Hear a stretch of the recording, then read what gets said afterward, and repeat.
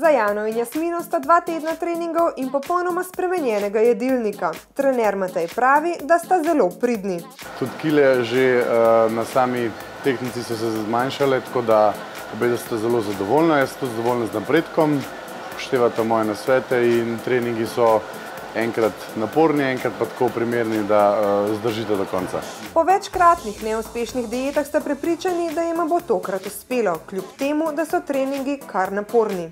Ja, najtežje so mi vaje za roke, ker nimam nobenih mišic,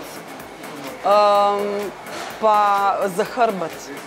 Zato, ker imam pisarniško delo in čutim, da sem čisto zakrčena in to mi res dela največje probleme. Ostalo pa še kar gre, no. Ja. Najtežje so bile vaje, potem muskelfiber, vrtenje v glavi, ampak bomo že zdržali. Da boste zdržali še težje treninge, je prepričan tudi Matej in želi si, da za njiju treningi in zdrav način prehranjevanja postanejo del vsakdana.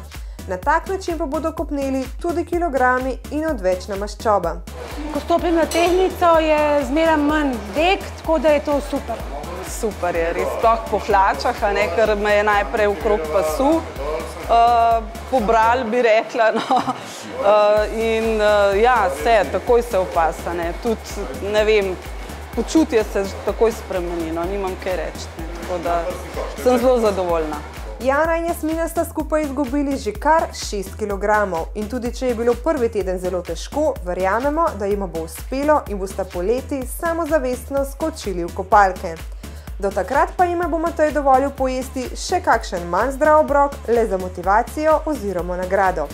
Treningov pa prihodnjih 14 dni še ne bodo spreminjali.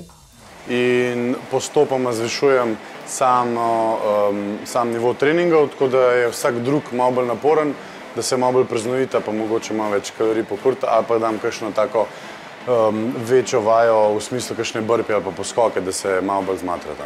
Kalorije boste pridno kurili še naprej, trenirali 4-krat tedensko in skrbeli za zdravo prehrano ter izbrane dodatke. S tem pa bo nasmeh na njunem obrazu vsak dan večji.